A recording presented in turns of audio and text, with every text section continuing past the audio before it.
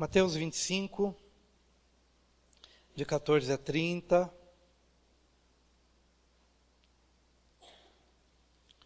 Pois será como um homem que, ausentando-se do país, chamou seus servos e lhes confiou seus bens. A um deu 5 talentos, a outro 2 e a outro 1, cada um segundo a sua própria capacidade, e então partiu. O que recebera 5 talentos, saiu imediatamente a negociar com eles, e ganhou outros 5. Do mesmo modo, o que recebera 2, ganhou outros 2. Mas o que recebera 1, saindo, abriu uma cova e escondeu o dinheiro do seu senhor. Depois de muito tempo, voltou o senhor daqueles servos e ajustou contas com eles. Então, aproximando-se, o que recebera 5 talentos, entregou outros 5, dizendo: Senhor, confiaste-me 5 talentos, eis aqui outros 5 talentos que ganhei. Disse-lhe o Senhor: muito bem, servo bom e fiel. Foste fiel no pouco, sobre o muito te colocarei, entra no gozo do teu Senhor. E aproximando-se também o que recebera 2 talentos, disse: Senhor, 2 talentos me confiaste, aqui tens outros 2 que ganhei. Disse-lhe o Senhor: muito bem, servo bom e fiel. Foste fiel no pouco, sobre o muito te colocarei, entra no gozo do teu Senhor. Chegando por fim o que recebera 1 talento, disse: Senhor, sabendo que és homem severo, que ceifas onde não semeaste, e ajuntas onde não espalhaste, receoso, escondi na terra o teu talento, aqui tens o que é teu. Respondeu-lhe, porém, o Senhor: servo mau e negligente, sabias que ceifo onde não semeei, e ajunto onde não espalhei? Cumpria, portanto, que entregasses o meu dinheiro aos banqueiros, e eu, ao voltar, receberia com juros o que é meu. Tirai-lhe, pois, o talento e dai-o ao que tem 10, porque a todo o que tem se lhe dará, e terá em abundância, mas ao que não tem, até o que tem lhe será tirado.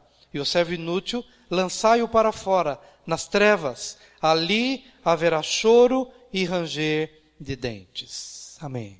Pai querido, estamos diante da Tua palavra, e nessa hora pedimos a Tua ajuda, a Tua provisão, o Teu recurso espiritual, para que possamos falar da Tua santa e bendita palavra.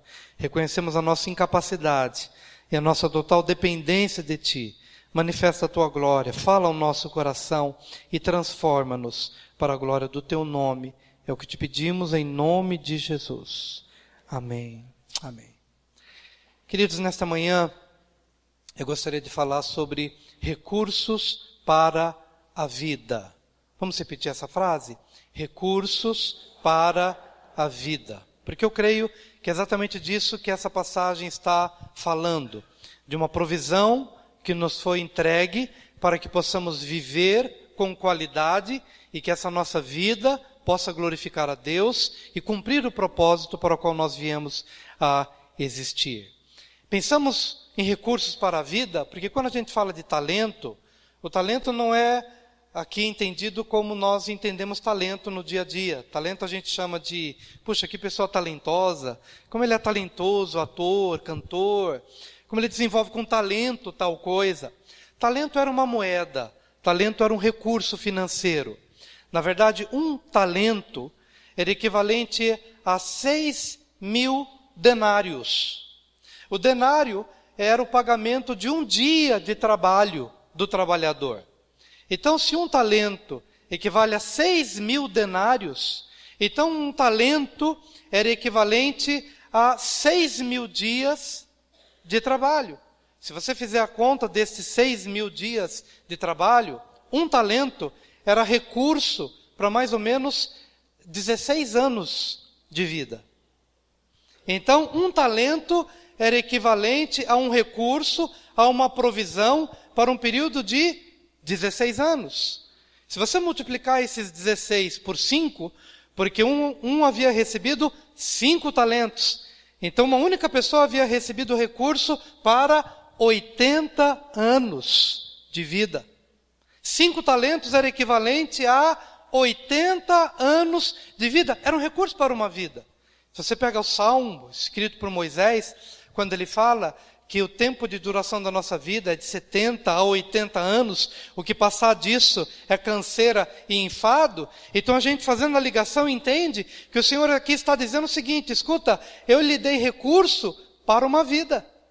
Eu lhe dei provisão para uma vida. A um ele concedeu 5 talentos, a outro ele concedeu 2 talentos, a outro ele concedeu 1 talento. Mas é um recurso que ele vai dando para cada um desenvolver conforme a sua capacidade, conforme o seu propósito, conforme o tempo que Deus concede a cada um. E esse que recebeu 5 já saiu imediatamente para negociar e para multiplicar e para fazer com que a vida dele valesse a pena. O que receberá 2 imediatamente saiu, negociou, compartilhou, para que a sua vida pudesse ter sentido. E um que havia recebido 1 talento, enterrou seu talento, esperou o tempo do retorno do seu Senhor. Eis aqui o talento que me deste. Tive medo, achei que o Senhor ia ser muito rigoroso, fiquei com medo de perder, de negociar mal, então enterrei o meu talento, mas eis aqui, está intacto, toma o que me deste. Até que o Senhor vem, fica decepcionado com este último, e lhe dá um castigo, que por muito tempo eu fiquei pensando que o castigo era maior do que a culpa, né? Que a pena sobre este, puxa, afinal de contas ele apenas não negociou, não multiplicou, parece que era uma visão meio empresarial, eu não entendia, porque Deus havia impetrado sobre este último um juízo tão grande, a ponto de lançá-lo onde? O texto diz, e ao servo inútil, lançai-o para fora, nas trevas, ali haverá choro e ranger de dentes. Então a palavra é integral, a gente precisa compreender que Jesus está querendo dizer, é exatamente o que ele está dizendo. Ou seja, este último que pegou tudo que Deus havia lhe dado e o enterrou, na expectativa de devolver no retorno do seu Senhor, ele foi banido da presença do Senhor, foi lançado nas trevas, num lugar onde haverá choro e ranger de dentes. E a gente sabe que lugar é esse. É o lugar da ausência de Deus, é o lugar da ausência da presença, do conforto. Ele foi banido da presença de Deus. E cá com os meus botões, pensando, por que tamanho rigor? Ele apenas não multiplicou os talentos, o que houve de errado? Se você perceber, queridos, o que o Senhor Jesus traz acerca deste homem que enterrou seu talento, você vai compreender contra quem ele pecou, qual a gravidade da sua transgressão, e por que tudo isso culminou no afastamento dele da presença de Deus. Em primeiro lugar, ele pecou contra as virtudes. Vamos dizer isso, pecou contra as virtudes. Qual foi a primeira palavra que o Senhor disse ao servo? Servo mau e negligente. Ao primeiro e ao segundo, servo bom e fiel. Mas ao último, servo mau e negligente. O primeiro pecado é o pecado contra as virtudes. Meu amado, todos nós aqui devemos compreender o seguinte, que o Evangelho, quando vem em nossas vidas, ele vem com um poder transformador, transformando o mal em bom, transformando o negligente em fiel, em disciplinado, em decidido, em alguém comprometido seriamente, intimamente, com uma mudança de vida. Todo aquele que professa uma fé, cujo comportamento não seja compatível com a fé que ele professa, essa fé é vazia, ela é falsa, ela é enganosa. Porque a verdadeira fé, em primeiro lugar, ela muda as nossas virtudes, ela muda os nossos valores e nos transforma de maridos maus, de maridos negligentes, em maridos amorosos, em maridos bondosos. Transforma mulheres egoístas em mulheres altruístas, em mulheres que se doam, porque o Evangelho, ele não é um Evangelho onde se professa apenas uma fé do coração, uma fé do coração que não se transforma numa vida de virtudes. Não é a verdadeira fé. Portanto, quando a gente entende que a este homem foi liberada uma palavra, a ele lançai-o nas trevas, no lugar onde haverá choro e ranger de dentes, já pelo primeiro pecado que nós mencionamos aqui, denota-se uma pessoa que havia recebido algo de Deus, mas não se deixou transformar pelo que havia recebido da parte de Deus. Então quero te dizer uma coisa, meu amado, que se você tem recebido de Deus, e certamente o tem, não só no âmbito religioso, desde pequenininho você tem recebido um pai, uma mãe, uma educação, oportunidades, valores, recursos. Alguém chegou e te ministrou o Evangelho, alguém chegou e te ensinou alguma coisa. Temos recebido e recebido e recebido e recebido de todos os lados, não somente nos âmbitos religiosos, não somente no que diz respeito a caráter ou virtude, mas tudo que nós temos recebido, em primeiro lugar, faz da gente pessoas indesculpáveis. Não podemos dizer que não tivemos oportunidade de mudar de caráter. Não podemos dizer. E o que Jesus percebe, te entreguei um talento. Mas esse talento não teve a capacidade de te transformar, não por culpa do talento, mas porque você foi negligente em relação ao que recebera. Por isso nos assusta receber as estatísticas de hoje em dia do número de evangélicos que cresceu nos últimos 10 anos ou nos últimos 20 anos, cresceu assustadoramente. Nos assusta perceber que há uma crescente estatística de número de evangélicos, quantitativamente falando. Mas qualitativamente falando, não estamos conseguindo mudar a nação. Por que se aumenta o número de evangélicos e parece que a corrupção ela está inserida em todos os contextos, mesmo no nosso meio? Isso é um sinal de alerta. Porque podemos estar recebendo de um evangelho potencialmente transformador, mas experimentalmente, por culpa nossa, não por culpa do evangelho, por responsabilidade nossa, não estamos nos deixando transformar.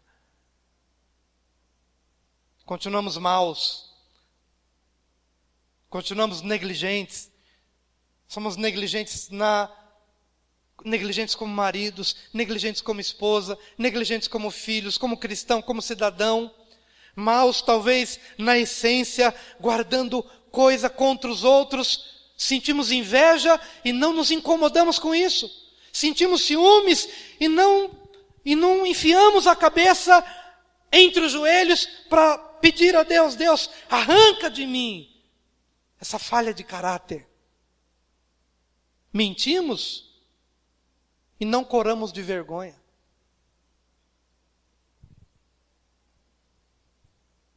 Amém, queridos? Pecar contra as virtudes.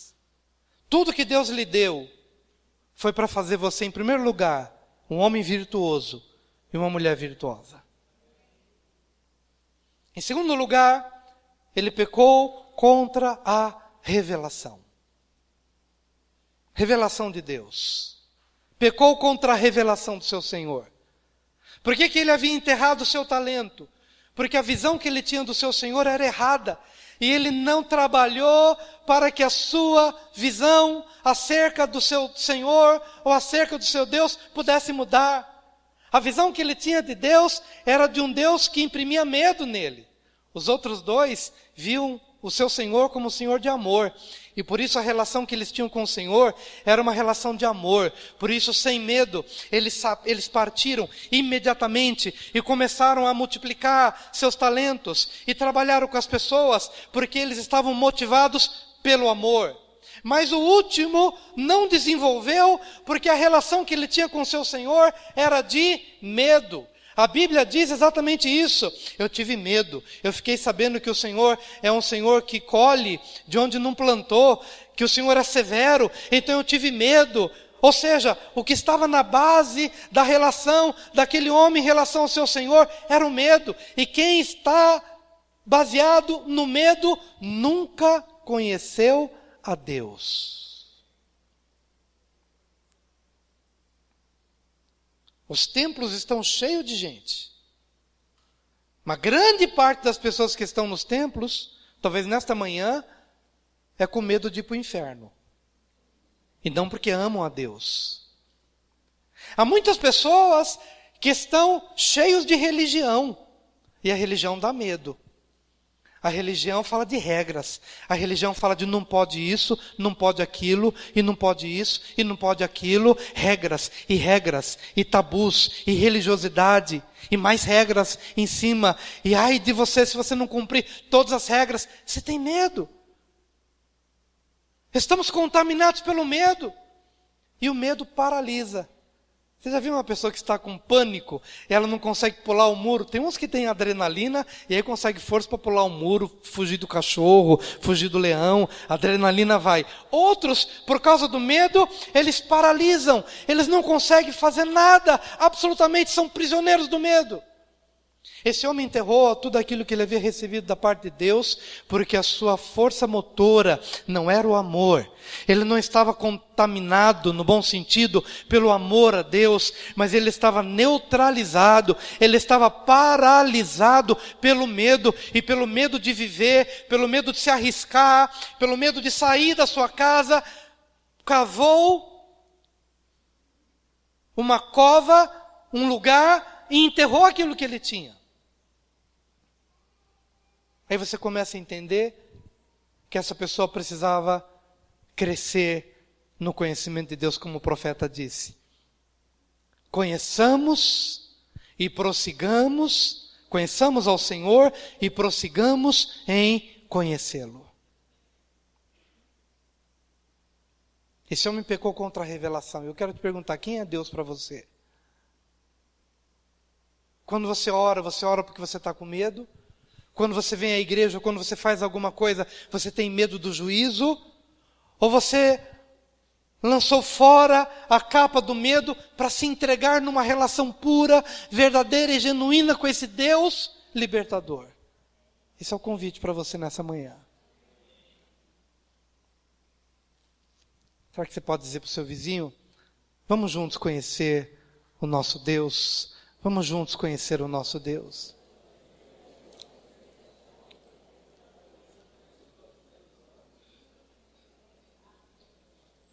Vamos conhecer o nosso Deus, porque quando a gente conhece a Deus, a gente sai por amor.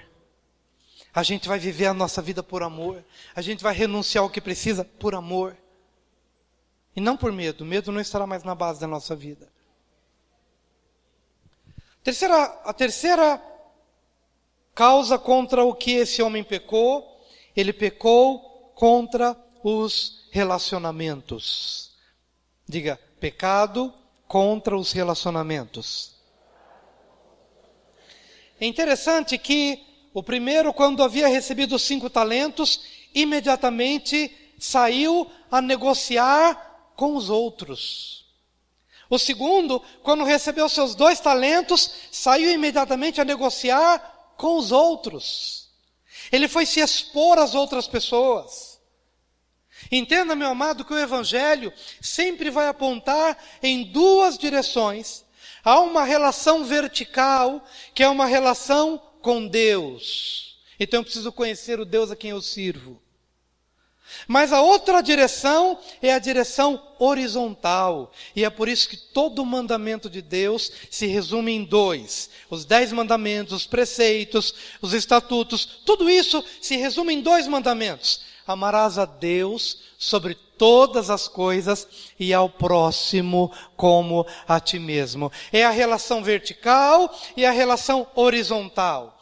O primeiro e o segundo, havendo recebido os talentos, eles saíram para negociar com os outros. E quando você entra na temática da negociação, toda pessoa que negocia com uma outra pessoa, os 2 saem ganhando. Você tem algo para vender e eu gostaria de comprar o que você tem para vender. Então eu chego e eu negocio com você, você vende o que você quer vender e eu compro o que eu quero comprar. E os 2 voltam para casa felizes. Mas o último, ele se enterra na sua caverna, não abençoa e não é abençoado.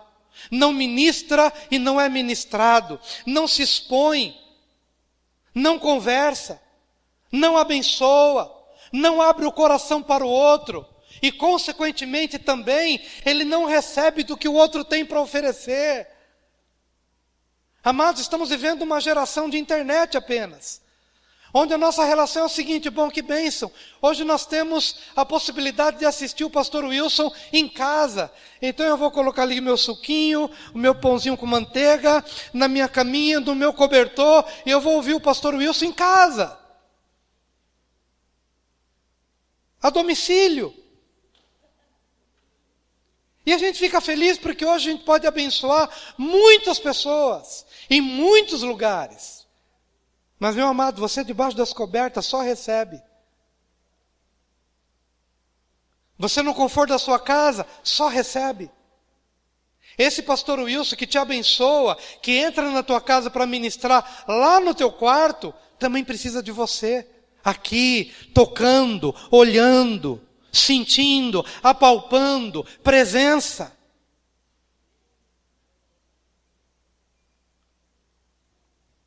Quero tomar o exemplo que o Daniel compartilhou comigo num desses dias.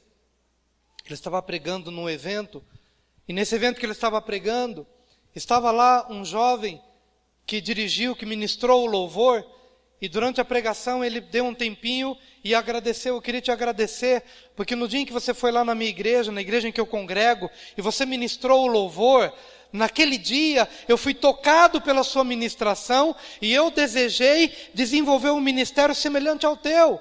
E a partir daquele dia, eu comecei a fazer isso na minha igreja, para abençoar outros, tanto quanto fui abençoado por você.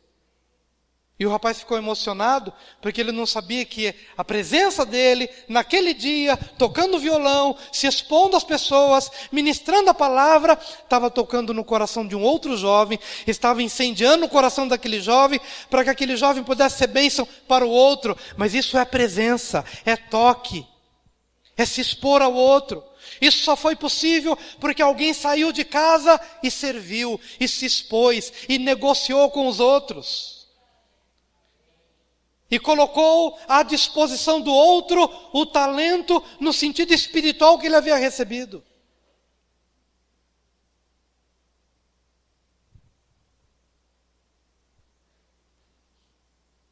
Quero te dizer, meu amado, que esse homem que vai para as trevas, para o ranger de dentes, no lugar onde há choro e ranger de dentes, não foi porque ele tão somente não multiplicou os seus talentos, mas porque no bojo dessa experiência, denota-se uma pessoa que não teve experiência com Deus. Se eu tenho uma experiência com Deus, e essa experiência me transforma, é impossível guardar comigo o que tão graciosamente me foi dado.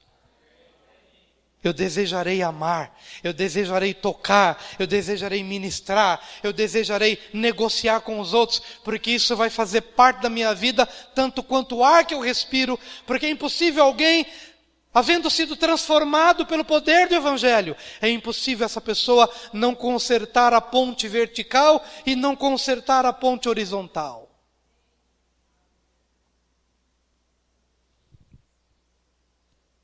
Então sair para negociar com eles quer dizer o seguinte: o que eu tenho vai te abençoar, mas também o que você tem vai me abençoar.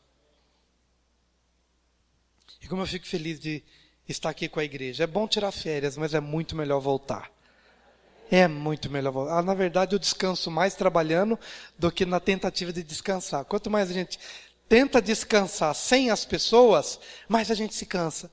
Mas quando a gente sente que está servindo as pessoas, aí é que está o descanso. O descanso está no serviço. O descanso está na doação, no compartilhar, no comungar.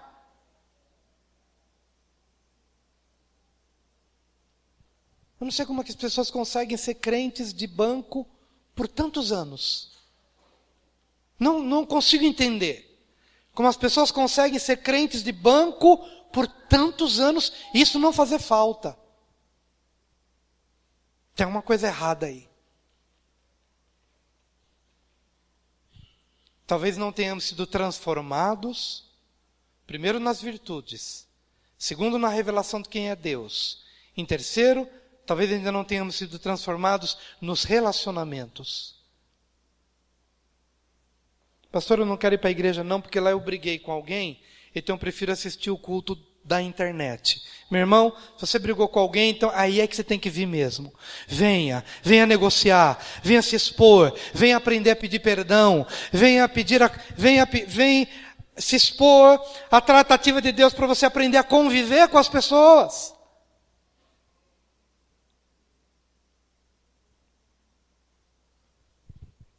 O quarto pecado, pecou contra a vida.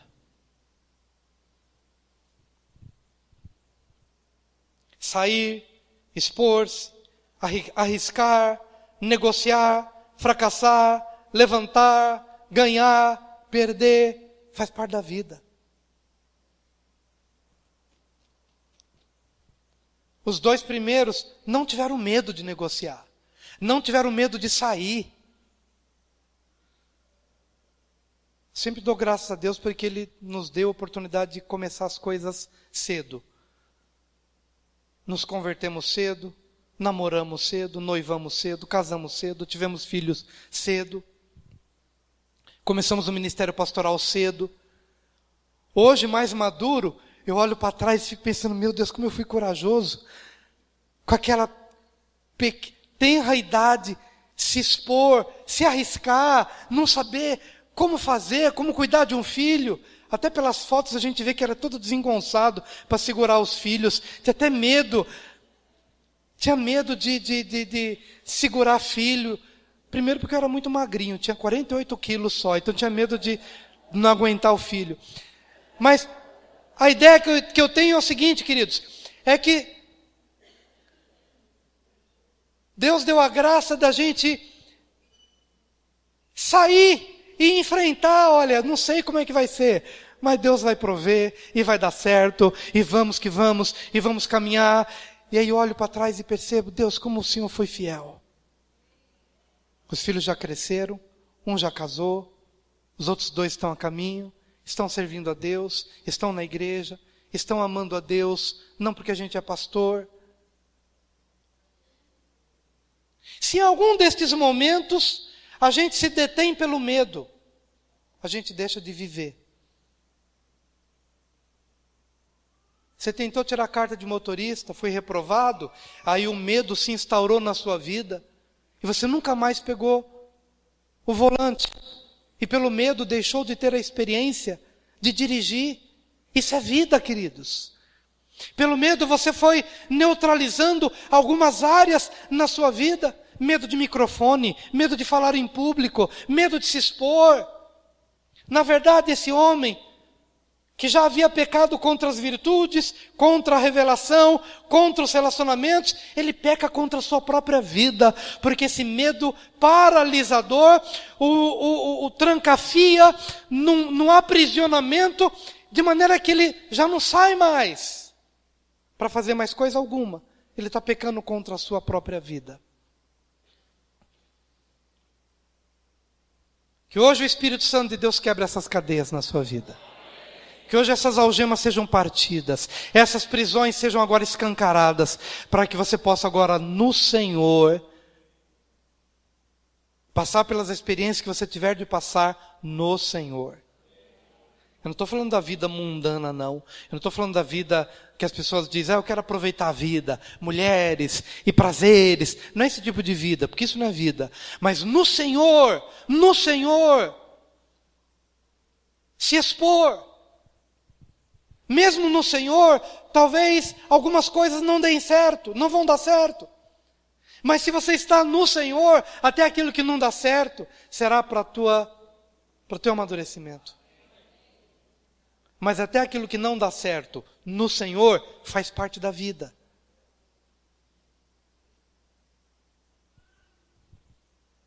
Esse homem pecou contra a vida quando ele enterra tudo o que ele tem e fica só contando no relógio a hora do Senhor voltar. O Senhor está demorando 1 ano, 2 anos, 5 anos.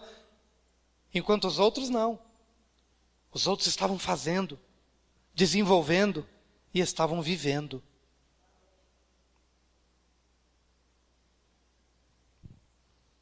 O quinto pecado que esse homem cometeu foi o pecado contra as expectativas. O Senhor esperava que, ao voltar, pudesse receber daquele homem mais do que ele havia entregue. E isso tem que falar comigo, isso tem que falar com você. Deus tem expectativas a teu respeito. Deus tem uma expectativa. Te entreguei, te coloquei numa família. Veja a família que eu te coloquei. Veja as oportunidades que eu fiz que você passasse. Tudo isso tem um propósito. Veja mesmo aquela dor pela qual você passou. O que você fez daquilo? Você transformou aquilo num coração perdoador, para você poder ensinar aos outros o perdão? Ou você se afundou na caverna da mágoa e enterrou aquela oportunidade e não transformou aquilo num ministério abençoador para ninguém? Quero dizer, meu amado, que quando o Senhor chegou no final daquela jornada e foi lidar com cada um deles, o Senhor se alegrou dos 5 que duplicou, mais 5, do que tinha 2, mais 2. Mas ele se decepcionou. A expectativa do Senhor acerca daquele último servo, a expectativa fora frustrada. E o Senhor se entristeceu. Eu lhe cerquei. Eu lhe dotei das possibilidades, até porque os talentos foram dados conforme a capacidade de cada um. Então cada um poderia ter feito, mas é muito ruim quando a gente peca contra as expectativas. Isso está muito claro no casamento, por exemplo. Embora eu deva casar com a expectativa de ser uma bênção para o meu cônjuge, e não tão somente de que o meu cônjuge seja para mim, mas querendo ou não, nós somos humanos e a gente tem expectativas. Tem expectativas de que o marido seja mais gentil, tem expectativas de que o marido seja mais bondoso, tem expectativas de que sejamos mais presentes. E eu gostaria que você hoje colocasse isso diante de Deus. Deus, quais são as tuas expectativas a meu respeito para este ano? E ajuda-me a entender quais são as expectativas lícitas que aqueles que me cercam têm a meu respeito, para que no Senhor eu possa também ser uma bênção na vida deles. E não frustre expectativas. Pelas oportunidades que o Senhor tem me dado, quais as tuas expectativas ao longo da minha vida? O que o Senhor espera de mim? Se a gente fizer essa simples oração no dia de hoje, acerca do ano de 2018, nesse ano de 2018 você pode ser para Deus e para o outro o que talvez você não conseguiu ser durante todos os anos passados, porque basta uma oração de um coração genuinamente convertido a Deus para que se escancarem novas oportunidades e novas possibilidades em Deus na sua vida. Será que você pode dizer isso para o seu vizinho? A minha expectativa é ser bênção na sua vida. Diga isso para ele.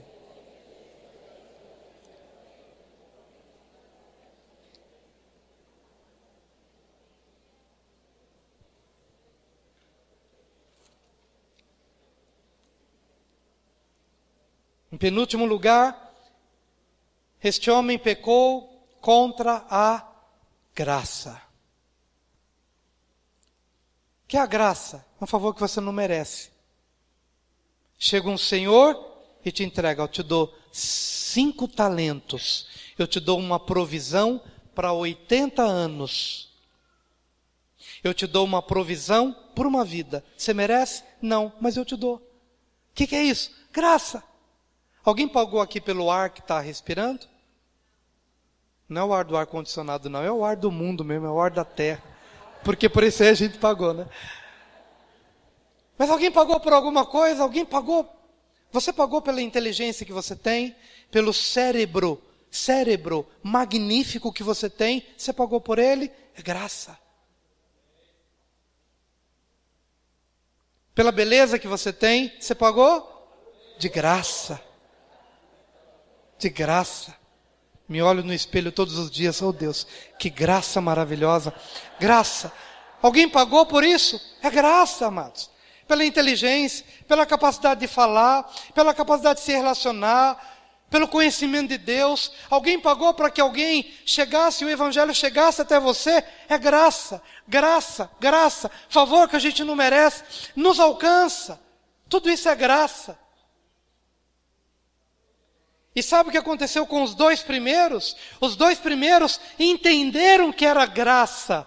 E então pegaram dessa graça e aproveitaram essa graça, abraçaram esta graça, valorizaram a graça. Obrigado pela inteligência, obrigado pelo tempo, obrigado pela capacidade, obrigado pela saúde. Quero viver o melhor que eu tenho para quando meu Senhor voltar, eu possa lhe devolver mais do que Ele me deu, porque eu recebi pela graça.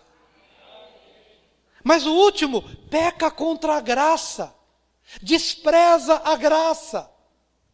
Não valoriza a graça, enterra a graça. E quem enterra a graça nunca entenderá o que está em Efésios 2, de 8 a 10. Porque pela graça sois salvos, por meio da fé. E isto não vem de vós, é dom de Deus. Não vem das obras, para que ninguém se glorie, porque somos feitura sua, criados em Cristo Jesus, para as boas obras. O que ele está querendo dizer é o seguinte, é que a salvação não é pelas obras, é de graça, é um favor que eu não mereço, mas uma vez inserido, uma vez passando pela porta da graça, aí sim, minhas obras serão santificadas para Deus, porque eu passei pela porta da graça, então agora tudo que eu faço, se passei pela porta da graça, tudo que eu faço é obra do Espírito, é o amor, é fruto do Espírito, é amor, é alegria, é paz, é bondade, é benignidade, é longanimidade, é fidelidade, é mansidão, é domínio próprio, porque você passou pela graça, então as tuas obras são santificadas. Mas quem despreza a graça, o único tipo de obra que vai conhecer não é o fruto do Espírito, senão as obras da carne.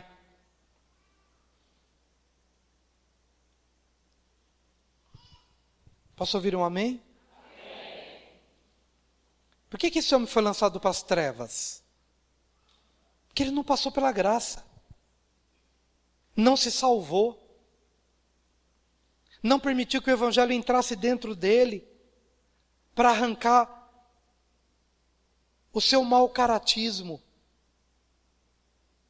Não permitiu que o Evangelho entrasse dentro dele para ele conhecer quem é Deus. Não permitiu que o Evangelho entrasse dentro dele, para ele poder amar o outro e negociar no bom sentido com os outros.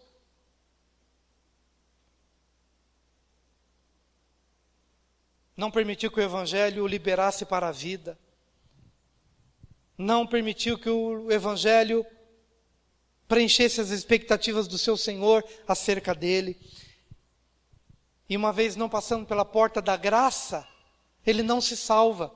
E não se salvando, suas obras não são santificadas. Suas obras são obras da carne. Não são obras do Espírito. Porque pecou contra o que recebera da parte de Deus. Amém, queridos? Mas em último lugar, ele pecou contra a mordomia. Veja que quando o Senhor vem falar com todos eles, para o último ele diz, servo mau e negligente. Se você sabia que eu era um homem rígido, pelo menos colocasse meu dinheiro no banco, para quando eu voltasse, eu pudesse receber com juros do que é meu. Receberia com juros o que é meu, ou seja, do Senhor, ou seja, de Deus. Tudo que você recebeu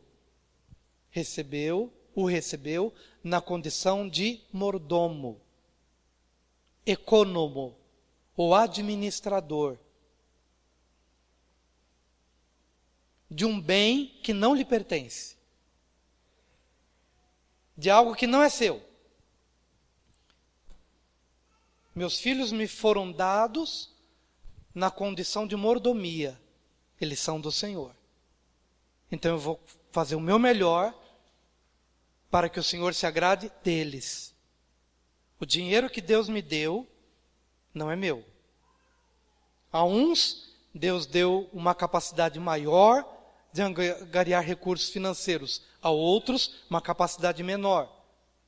Mas tudo que nós temos, o temos na condição de mordomos.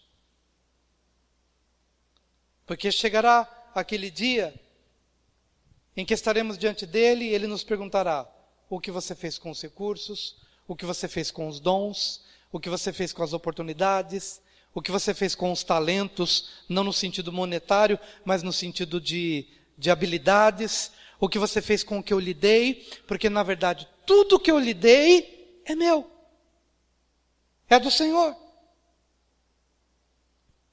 E aquele homem pecou contra a mordomia, pecou contra o espírito da economia e da administração, porque foi negligente em relação a algo que não lhe pertencia, mas que pertencia ao Senhor. Pela abrangência do que nós estamos compartilhando nesta manhã, podemos entender que este servo inútil, para quem foi destinado o lugar das trevas, o lugar onde haverá choro e ranger de dentes, notoriamente se percebe que não foi tão somente porque ele deixou de negociar talentos, mas principalmente porque no conjunto desta obra ele se revelou ser uma pessoa que nunca conheceu a Deus, que nunca se deixou transformar pelo Evangelho, e como consequência disso, suas virtudes não foram mudadas, sua relação com Deus não foi mudada, sua relação com o próximo não foi mudada. Consequentemente, se torna uma pessoa que frustra expectativas do marido, da esposa, dos filhos, dos colegas, de Deus, do patrão, seja de quem for, porque é uma pessoa que não se deixou transformar pelo Evangelho do nosso Senhor Jesus Cristo. Mas hoje nós podemos mudar isso, porque o Evangelho pode realmente ser verdadeiro na nossa vida. Eu posso ser diferente e não andar no mesmo passo da grande multidão que não conhece ao Senhor, mas talvez andar no passo da minoria que se deixa transformar como resultado de uma relação viva e genuína com o Senhor Jesus. Eu quero orar com você nesse momento. Por gentileza, abaixe sua cabeça, feche seus olhos. Senhor amado, por gentileza, abaixe sua cabeça, feche seus olhos. Se a palavra de Deus falou com você nessa manhã, certamente ela agiu no sentido de te chamar para a vida. Te chamar para a vida.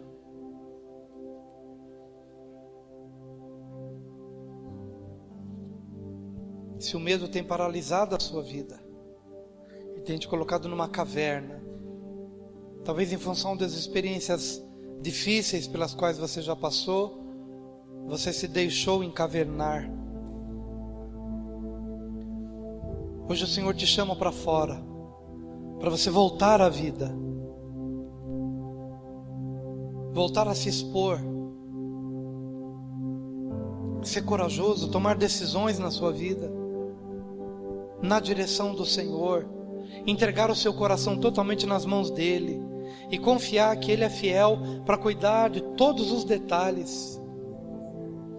Ó Deus, nessa manhã em nome de Jesus, que venha a consciência da Tua presença, venha a consciência, Senhor, da responsabilidade que temos no decurso da nossa vida. Vem, Senhor, com graça. Vem, ó Deus, vem com graça, Senhor. Abre nossos olhos. Abre nossos olhos, Senhor. Abre nossos olhos. Abre nossos olhos, Senhor.